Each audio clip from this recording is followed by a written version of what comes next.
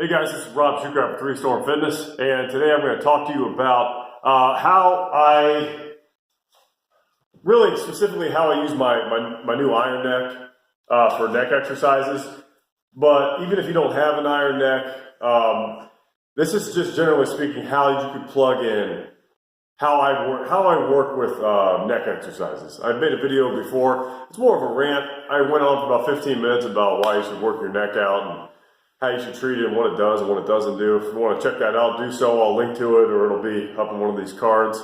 But what I want to talk about specifically, like what kind of exercises I'm doing, and then where I'm putting them in my programming, where I'm putting them in my client's program, and what I'm kind of hoping to accomplish from that. There'll be some overlap from the last video. This is not, by the way, an iron neck review. I will be reviewing the iron neck in the next few weeks. I just want to make sure that I'm totally comfortable with it, that I've vetted the features and the durability and the effectiveness and this, that, and the other as much as possible. I've only had it for a couple of weeks now. I just don't think it's quite enough time to do that. So stay tuned. Subscribe to this channel if you haven't, and if you're interested in my iron neck review, I will get it out as soon as I think I have enough information on it. So let's just talk real quick. Like I said, I'm going to be using the iron neck. But if you have like another implement, body weight, I talked about in the last video, just doing yes, nos, just doing anything to work your neck. Don't neglect it.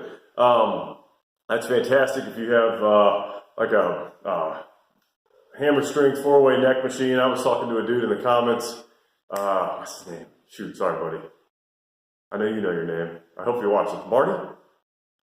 Anyways, sorry, man. I'm really sorry if I get your name wrong. But anyways, we were talking about back and forth on hammer strength 4-way necks. If you use those, what did he want? What did he say I should try? The neck flex. Neck flex is another device.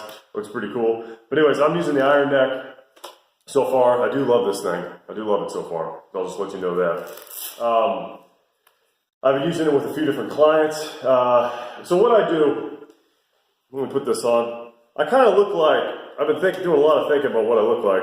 I think I look like if the 3 Storms from Big Trouble in Little China somehow found their way into the Matrix. This is probably what they'd wear. They'd wear some iron neck. Iron neck, maybe you should consider that. Maybe for, I know there's a new Big Trouble in Little China coming out. Maybe you guys want to strike up a contract with them, get the 3 Storms wearing these. Pretty sweet. There's an optional skull cap you can wear. I don't really have too much of a problem with my hair getting pinched. I got that under control up there. But you put this thing on. Like I said, it doesn't have to be the iron neck, but that's what I'm doing. Regardless of what you're doing, this is where I put my neck exercises. I put them either in the beginning. Okay. Ideally, if I had to really just pick it apart, I would probably put them at the end of my workout or on their own day. Not like a neck day necessarily, but maybe a day where I do some cardio or I'm doing some mobility stuff, some like, some recovery, active recovery stuff. I might throw them in there with that. However, there isn't, from what I know, much of an interference effect between neck exercises and working. So basically what I'm saying is, if I do, if I do a neck exercise before my squats, it's not really going to make a huge difference on my squats from what I've been able to tell. I've never seen any information that goes against that. So the beauty of working your neck is that you can kind of plug it in anywhere. You can go in between sets.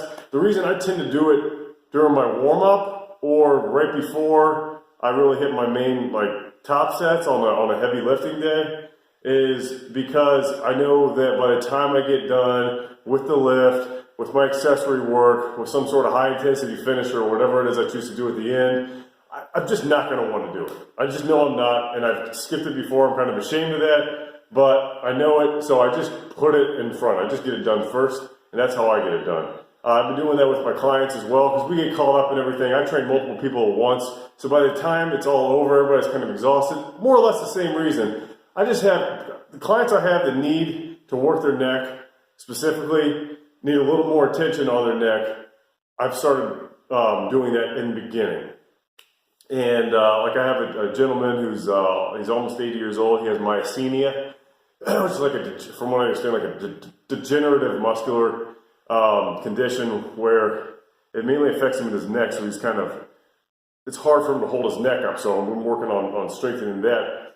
Iron neck, by the way, has not bothered his neck at all. So I'm hopeful of that. It's not like hanging weight from his neck or anything like that. But anyways, we do that in the beginning of the workout, and that's helped a lot. I haven't taken it to my jiu-jitsu class yet, but I'm going to let those guys try it out. There's a couple guys with neck issues, and I want to see how they respond. Kind of getting into review territory, but let me just show you a quick preview of what I do. I basically just got this workout from the Iron Neck website, from their YouTube video. It's kind of real general. So you hook this up. Can you see me? Yeah, good. We're going side to side. We're doing like look left, look right, all the way. You can control the resistance level or whatever. This, by the way, the body weight equivalent would be like a yes, no on the ground, or sorry, a no. The key is I'm just taking my neck through multiple planes of motion. So we're doing transverse plane. We're doing, I guess a lot of it's really transverse. So a lot of this is rotational. But we're doing sagittal, forward and back, a little bit of frontal stuff, full frontal. And with this, it's nice because you can do a lot of different isometric type. I don't know if it's truly isometric. I'd have to really sit down and think about that. But it feels like an isometric type, like a constant load on the area. And it's not, like I said, I got an 80-year-old man with myasthenia, and it's not causing him any neck problems when I do it. So it's very smooth. But regardless of what you do, you want to cover all ranges of motion. So with this, it's nice because I can go side to side. I can hit multiple angles. So I'm going like diagonal if you can't see it. You can do figure 8 type movements, which is wonderful. I showed you that little 360 maneuver. There's some stretches you can do. I showed you a stretch before where I take like a band, and you can do that with this. Normally when I do this stretch, I usually have a band coming out this way. I'm stretching all this crap through here, and I'll put my head down. With this, I don't really have to put my head down. The Iron Neck sort of does that for me. But yeah, you don't necessarily, there's some of these exercises that certainly are unique to the Iron Neck, but regardless of what you're doing, regardless of the equipment you have, you need to work your neck. Don't neglect it. And as far as like I said, the whole purpose of this video is just to tell you kind of where you can put it. And you can put it just about anywhere. So you can put your neck exercises just about anywhere.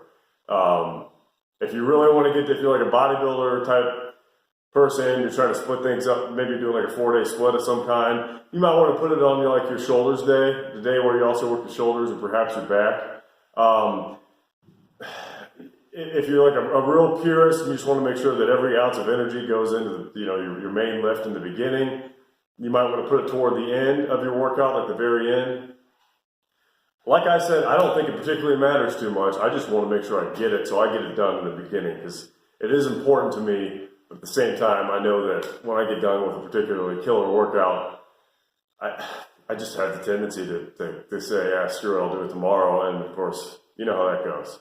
So if building your neck is important to you, or just building neck strength and functionality more specifically is important to you, which it should be, you need to find out, be honest with yourself.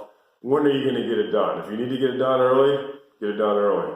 If you have good willpower and discipline, and maybe you're a perfectionist, an idealist, whatever, plug it in. You pretty much put it anywhere. All right, guys.